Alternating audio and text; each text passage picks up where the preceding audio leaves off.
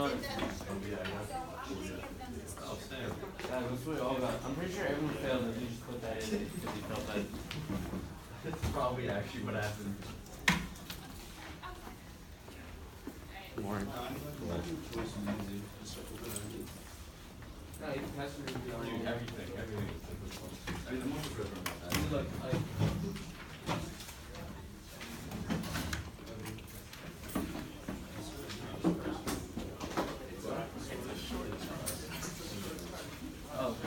which one are your packets did you put? Yeah. 1 divided by x squared minus 9.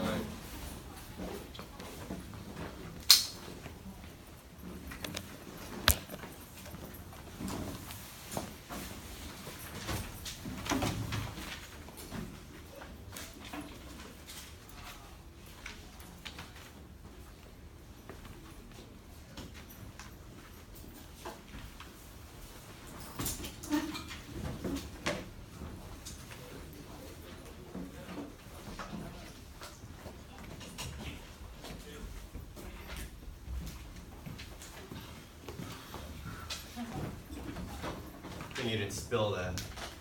It's practically empty. Thanks.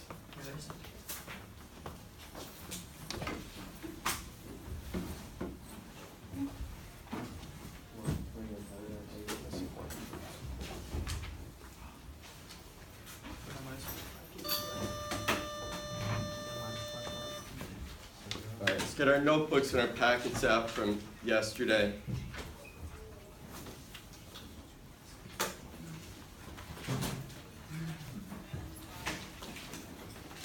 Everybody see Sam today?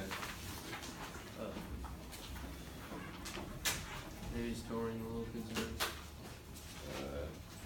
Not a good reason in this. All right. Couple things first. Just gave your packets back, right? You better hurry up. All right. Don't look over there yet. Don't look over there yet. Here, right here. All right. Curve sketching packets. All right. I marked them up.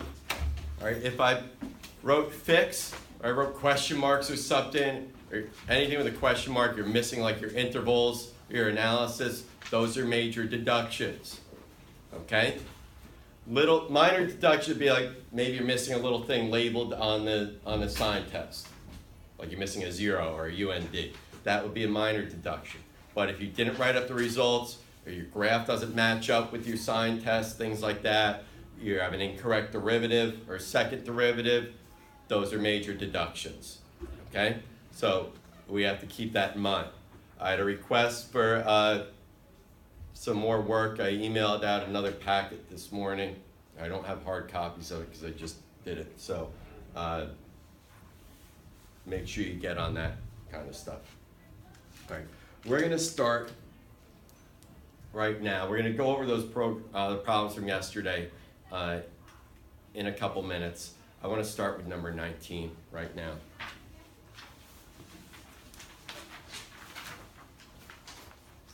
All right, now for number 19, there's a lot of space because there's a lot of work. We have to learn to manage our workspace wisely.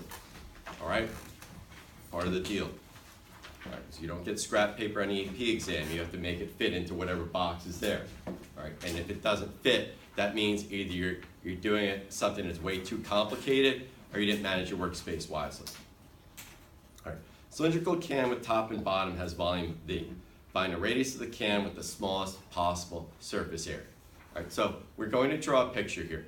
Yesterday we talked about being able to make perspective drawings. So yesterday when we had a square base, to make a perspective of it, we drew a rhombus.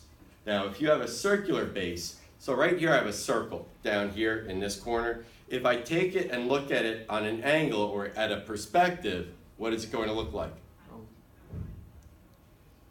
Not an oval, an ellipse. Okay? Oval is really not a mathematical term because there's different ways to, there's not a set mathematical definition for what an oval is. All right, what most people commonly refer to as an oval is the shape of like a running track. which is a rectangle with two semicircles on the ends. Okay, so there we have an ellipse, and we need a second ellipse. All right, we're going to line them up vertically. Okay, and then we're going to draw some vertical line segments connecting them.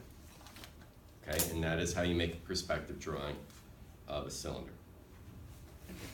The reason we need to make perspective drawings is because we're trying to represent a three-dimensional figure in 2 dimensions. And again, these are things that are generally covered in a geometry class or geometry unit. All right, now, if you're struggling with the steps, you're missing steps in the optimization process, I would recommend that you make yourself a checklist, because it is basically steps in order. First thing is making a sketch, and then you need to basically wean yourself off of using that. Okay, you can't keep looking at it like, you know, the day of the test, or the day before the test. You can't say, oh, I need this here to look at, because you don't get it. All right, we need to set up a primary equation. So we have to identify the quantity or measurement that's being optimized. And what is it here? Radius. No. Surface area. Surface area.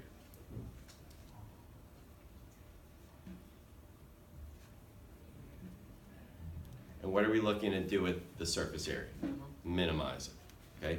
And that's all in the second sentence. It's actually these last 4 words. Smallest possible surface area.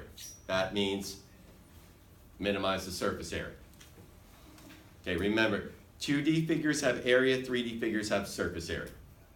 All right, so we want an S equation, not A, not SA. All right, leave a space, and this is just like what we were doing the last couple days.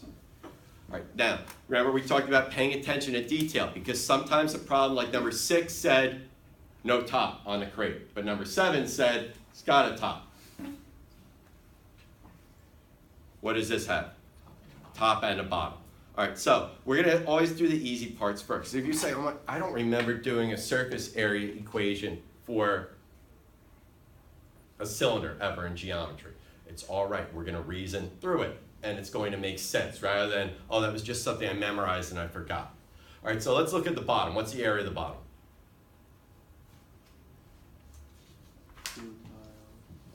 What is the area of the bottom?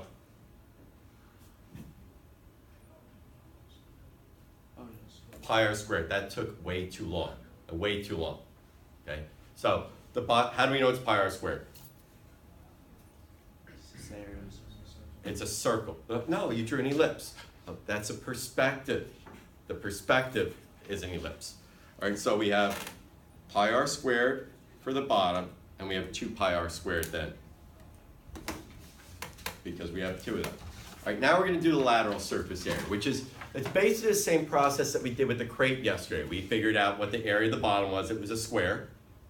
So we did x squared, and then we said each of the vertical faces had an area of x times h because it was a rectangle. Then we had 4 of them. We multiplied it by 4. Now, what makes this a little bit more difficult is that it doesn't have flat faces like the crate does. All right, but we're going to reason through it. All right. Soup can, Campbell's soup, Progresso soup. Everybody's seen one of them before. What does the soup can have on it? A label. Okay. They have a machine in the factory that puts the labels on. Somebody doesn't do it manually. What shape did the label have before it went on the can? Rectangle. So it looked roughly like this. Okay? But then it got wrapped around the can, like this, into the cylinder. It's still a rectangle. It's just a rectangle wrapped around a cylinder. Okay? So you could take the label back off. You can take a razor blade, slice it down, and pull it back off and put it back to its rectangular form. All right, it's glued on though. All right, so we're going to unwrap it to here. What dimension of the cylinder does this represent? The height. That's the height. What dimension does this represent? The circumference. All right, because this right here gets wrapped around the can like so. So what is the lateral surface area in symbols? 2 pi r times h, okay? So it's not something to memorize. You can just remember this. And the reason I said the soup can example is because I put it in a context so you all understand. Even if you say, I don't like soup, it's too hot. You've still seen a soup can or some type of can. Canned vegetables, whatever. Pork and beans.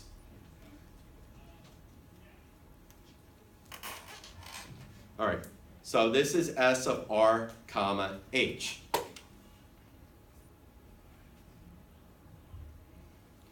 Do we need a secondary equation? Why? How do we know that?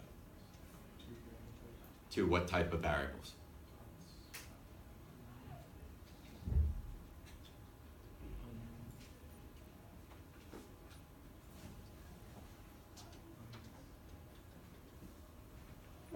Because there's 3 variables. There's S, R, and H, but there's 2.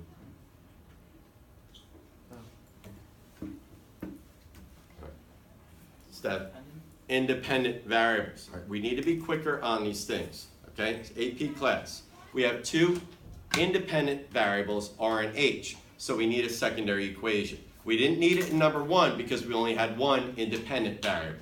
All right, S is the dependent, R and H are independent. The reason being is the type of calculus that we're doing, it's called single variable calculus, not multivariate. So we can only have 1 independent variable here.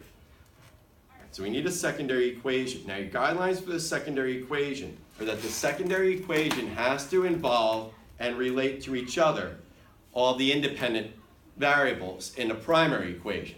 So has to relate R and H to each other. And it has to do so using a measurement other than the primary measurement. All right, so it can't use surface area. And not being able to use surface area also takes area out of the mix because the area, or the surface area, is based on all the individual areas added together. Okay, so what quantity or measurement is our secondary equation going to be based on here, Steph? Volume. The volume. Okay, what does it say the volume is? V. Okay, so what does this imply that V is?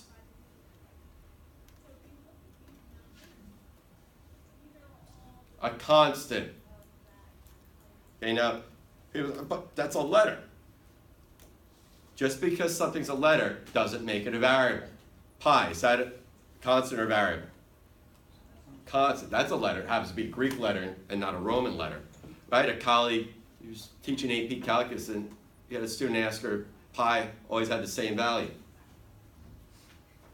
You should have that one down by the time you're in AP Calc, agreed? Pi is always the same value.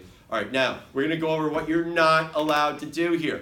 And this is expressly forbidden on the AP exam and has dire consequences to the point that you will get 0 points of credit, even if you do everything else right.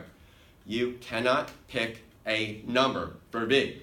So if you said, oh, I'm going to say V is 9, or V is 25, you are going to get absolutely no points, regardless of anything else that you do.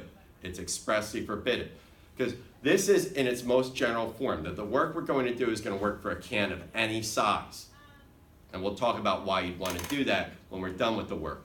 But if you pick 9 or 25 or whatever number, whatever your favorite number is, that's one possibility out of how many? Infinitely many. So 1 out of infinitely many, that quotient is immeasurably close to what number? 0, and that's how many points you get. All right, so that's the justification. All right, so what does V equal here?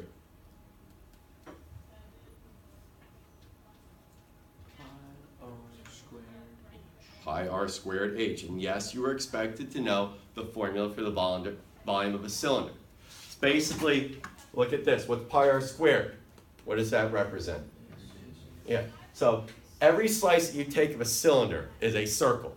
So when you have a situation like that where every cross-section is the same, it's the cross-sectional area times either the length, or in this case we consider it the height because the cylinder is going up this way. So pi r squared times h.